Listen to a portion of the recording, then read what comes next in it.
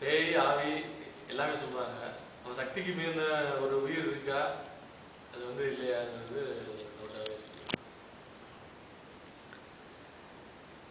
ఆయన ఏమడుగుతారు, భూతాలు పిశాచులు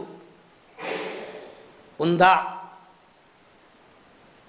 అది ఎవరు కంట్రోల్లో ఉంది, అట్లంటే ఏమి, పిశాచి భూతాలు ఉందా అట్లంటే ఏమి అట్లా అడుగుతారు.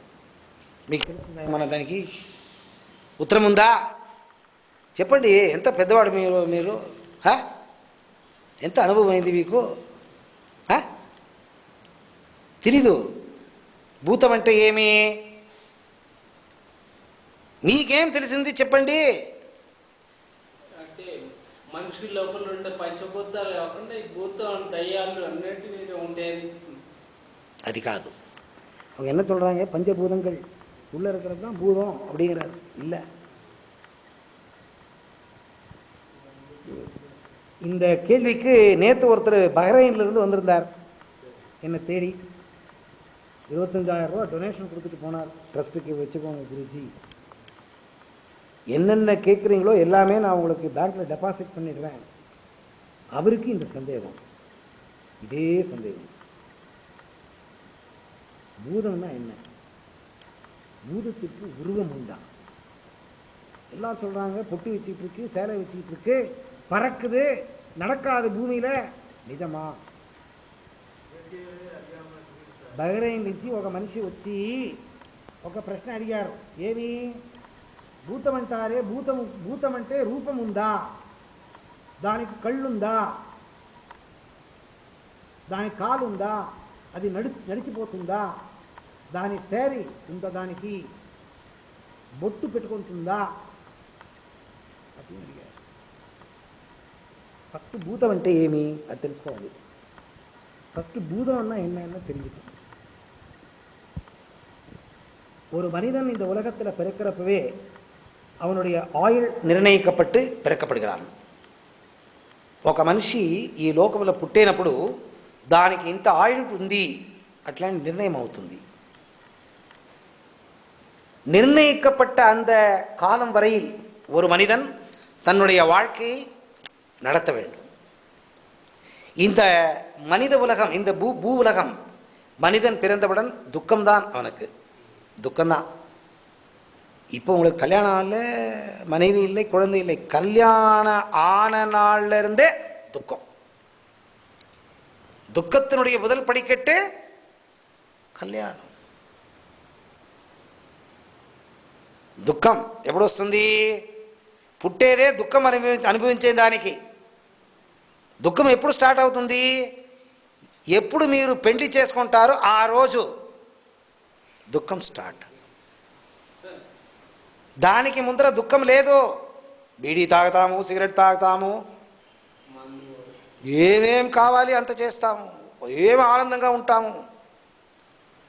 తల్లికి తండ్రికి ఒక పైసా ఇచ్చేలేదు. మీ సంపాదన ఏమేమి ఉంది అంత మీ ఎంజాయ్మెంటు. పెళ్లి చేసుకోండి, ఏమవుతుంది అడగండి, మీ భావని అడగండి, చెప్తారు. దుఃఖమా సంతోషమా అడగండి, మీ అక్కని అడగండి, అందరూ చెప్తారు దుఃఖం. దుఃఖమయం ఇది. இந்த துக்கத்தை தாழாமல், இந்த துக்கத்தை பொறுக்காமல், தன்னுடைய வாழ்க்கையில் தான் நினைத்தது நடக்காமல் சில பேர் தன்னுடைய உயிரை மாய்த்து கொள்ளுகிறார்கள். என்னுடைய ஆயுள் 85 வருஷம் கடவுள் நிர்ணயிச்சு உலகத்தில் பிறக்க வச்சிருக்கிறார். 25வது வயதில் ஐஸ்வர்யா ராய் மாதிரி ஒரு பொண்ணை காதலிக்கிறேன். ஆனால் அவள் கீ ஜாதி, எங்கள் அப்பா வேணாங்கிறாரு. அவள் ஒரு மரத்தில் தூக்கு, இவன் ஒரு மரத்தில் தூக்கு. அதுதான் பூதம். அந்த உடல், அந்த பூத உடலை விட்டு அந்த ஆவி, அந்த ஆத்மா வெளியே போகுது இல்லையா, அது இன்னொரு உடலை தேடாது. தன்னுடைய தீராத ஆசை தன்னுடைய ஆயுள் காலம் முடியும் வரையில் தீர்த்துக் கொள்வதற்காக இந்த பூலோகத்தை திரும்பிக் கொண்டே இருக்கும். தன் ஆயுள் காலம் முடியும் வரையில் தன் தீராத ஆசையை தீர்த்து கொள்வதற்காக அந்த ஆத்மா இந்த உலகத்தில் அலைந்து கொண்டிருக்கும். அது எந்த இடத்தில் தன்னுடைய ஆசையை நிறைவேற்றிக் கொள்ள வேண்டும் என்று நினைத்ததோ அதற்கு சம்பந்தப்பட்ட நபர்கள் அந்த இடத்தில் அது அலைந்து கொண்டிருக்கும்.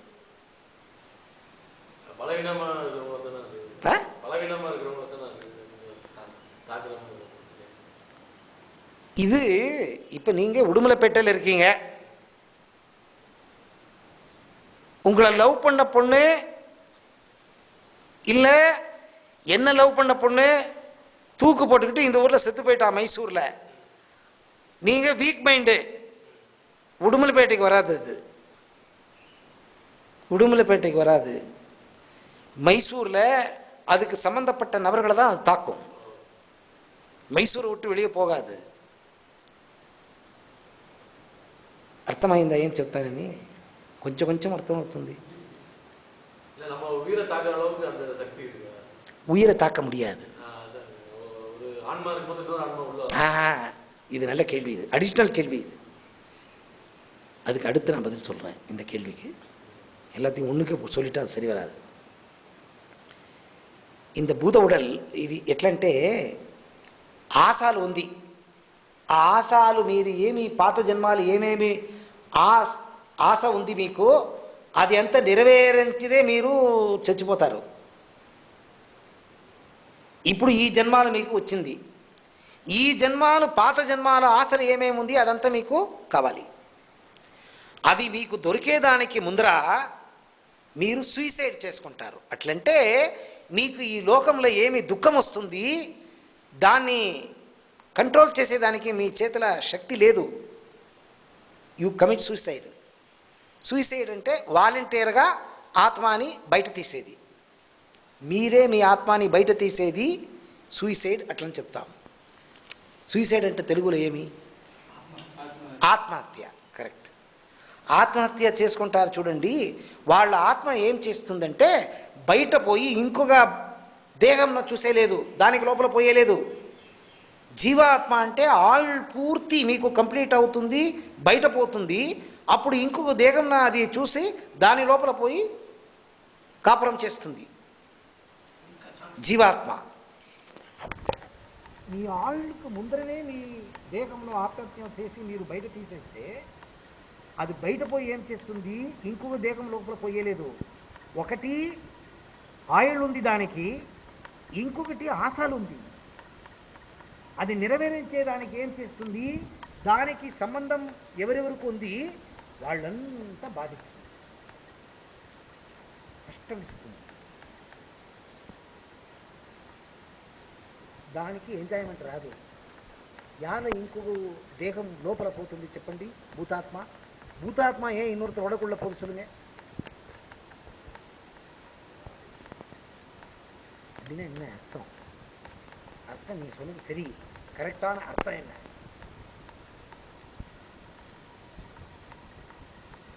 ஒரு భూతాత్మ என்றால் సూక్ష్మ శరీరం. సూక్ష్మ శరీరం ఉంది చూడండి, సూక్ష్మ శరీరం అది భూతాత్మ. దానికి రూపం లేదు, దానికి కందు లేదు, దానికి నోటు లేదు, దానికి చెయ్యి లేదు, కాలు లేదు, ఏమీ లేదు. సూక్ష్మంగా ఉంది. ఈ ప్రభావళి ఎట్లా కనబడుతుంది అట్లా పోతా ఉంటుంది. ఏరోప్లేన్ ఎట్లా పోతుంది అట్లా పారుతూ ఉంటుంది. భూత శరీరం దానికి ఆశలుంది. బీడీ తాగాలా, ఎట్లా తాగేది? பூதம் பீடி குடிக்கணும்னு நினைக்குது. எப்படி குடிக்கும்? உங்க பேர் என்ன? பாலாஜி உடம்புக்குள்ள சேர்ந்துக்கிட்டு பாலாஜியை சிகரெட் அடிக்க வச்சு பாலாஜி என்ஜாய் பண்றது எனக்கு என்ஜாய்மெண்ட். ஏன்னா பாலாஜிக்குள்ள நான் தான் இருக்கேன். అర్థమైందా? అర్థం కాలేదు. ఇప్పుడు పాత జన్మాలు ఆత్మహత్యం చేసేదానికి ముందర నాకు ఒక దేహం ఉండింది చూడండి. అప్పుడు నా మనసులో నాకు ఒక బీడీ సిగరెట్ తాగాలని ఆశ ఉంది. అది నెరవేరలేదు. ఆత్మహత్య చేసి బయట తీసింది. ఆ ఆశలు ఎవరు నెరవేరించేది? దానికి ఏం చేస్తుంది భూతాత్మ? మీ లోపల వస్తుంది. మీ లోపల వచ్చి మిమ్మల్ని బీడి తాగు అట్లని చెప్తుంది. మీకు బీడి వద్దో అది చెబుతుంది బీడి తాగు అని. మీరు తాగుతారు, మీరు తాగలేదు, అది తాగుతుంది. దానికి தன்னுடைய ஆசையை நிறைவேற்றிக் கொள்வதற்காக ஒரு பூத உடலை தேடி பூத உடலுக்குள் செல்லுகிறது. ஆனால் பூத உடலுக்கு என்றே ஒரு ஆத்மா இருக்கிறது. பூத உடலை ஒரு ஆத்மா பிடித்துக் கொண்டிருக்கின்றது. அந்த ஆத்மாவை மீறி இந்த ஆத்மா தன்னுடைய வேலைகளை செய்ய முயலுகிறது. ஆனால் எப்பொழுதும் அந்த பூத ஆத்மா தன்னுடைய வேலையை செய்ய முடியாது. சில குறிப்பிட்ட நேரத்தில் மாத்திரம் அதனுடைய ஆக்ரோஷத்தை காமிக்கும். மற்ற நேரத்தில் உள்ள இருக்கிற ஆத்மா தான் வேலை பண்ணும். எப்போவாவது ஒரு தடவை தான் அது தன்னுடைய ஆசையை நிறைவேற்ற அது உங்களை யூஸ் பண்ணும், எப்பவுமே பண்ணாது. அதனால உங்க உயிரை மாய்க்காது. நீங்க அது செய்யற அந்த விளையாட்டுனால, போராட்டத்தினால, பயத்தினால உங்க உயிரை நீங்க மாய்ச்சிப்பீங்களே தவிர உள்ள இருக்கிற பூதம் உங்க உயிரை எடுக்காது. లోపల ఉండే భూతం మీ జీవితం ఏముంది దాన్ని తీసేలేదు. మీకు భయం అవుతుంది, మీరు நமக்கு தெரியாது மற்றவங்க சொல்றதை வச்சுதான் நான் கண்டுபிடிப்பேன். ஆனா நமக்கு தெரியும் நான் முன்ன மாதிரி இல்லை, వేరే மாதிரி இருக்க. ముందు ఎప్పుడు ఉంటే అట్లా ఇప్పుడు లేదు, అట్లా నాకు తెలుస్తుంది. ఏమీ చేసేదని గయ్యలేదు. అది లోపల ఆశలు తీర్చేదానికి లోపల వచ్చేసింది. అది చూస్తుంది.